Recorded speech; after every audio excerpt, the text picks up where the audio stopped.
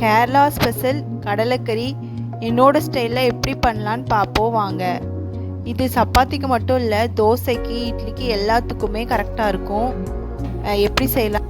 இந்த ரெசிபி செய்ய ஒரு பேன் வச்சுக்கலாம். அதில் ஆயில் ஊற்றிக்கலாம். தேங்காய் போட்டுக்கிடுவோம்.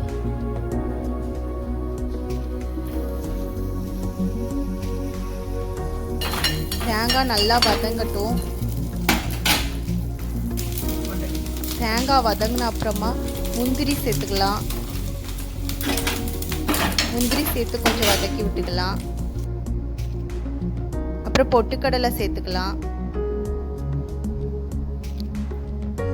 கொஞ்சம் சோம்பு சேர்த்துக்கலாம்.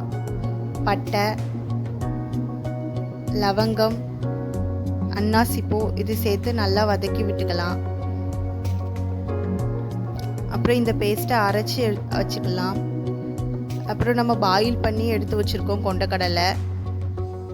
இப்போது கடலைக்கறி செய்ய தேவையான எண்ணெய் எடுத்துக்கலாம். கொஞ்சம் பிரிஞ்சி இலை, சோம்பு, வெங்காயம் போட்டு வதக்கலாம்.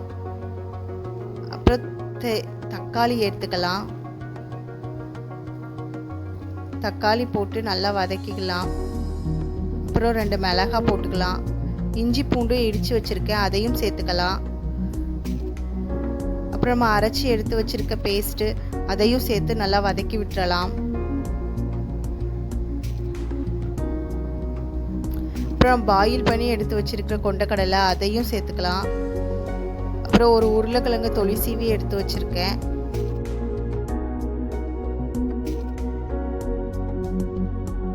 உருளைக்கிழங்கு தோல் சீவி எடுத்து வச்சுருக்கோம், அதையும் போட்டுக்கலாம். அப்புறம் இந்த கிரேவிக்கு தேவையான மசாலா சேர்த்துடலாம். உப்பு சேர்த்துக்கலாம் ஃபஸ்ட்டு. அப்புறம் மிளகாய்த்தூள், மஞ்சள் தூள், தனியாத்தூள், கரம் மசாலா தூள் சேர்த்து எல்லாத்தையும் சேர்த்து கலந்து விட்டுறலாம். இப்போ இந்த கிரேவி கொஞ்சம் நல்லா வேகட்டும். 2 விசில் எடுத்து வச்சுக்கலாம். 2 விசில் விட்டதுக்கு அப்புறமாட்டு அவ்வளோதான், கடலைக்கறி ஈஸியாக செஞ்சு முடிச்சிட்டோம். இது சப்பாத்திக்கு மட்டும் இல்லை, இட்லி, தோசை, புட்டு எல்லாத்துக்குமே மேட்சாக இருக்கும். இது என்னோடய ஸ்டைலில் இப்படி செஞ்சு பாருங்கள். இதே மாதிரி ரெசிபீஸ் வேணும்னா என்னோடய சேனலை சப்ஸ்கிரைப் பண்ணி வச்சுக்கோங்க. தேங்க்ஸ் ஃபார் வாட்சிங்.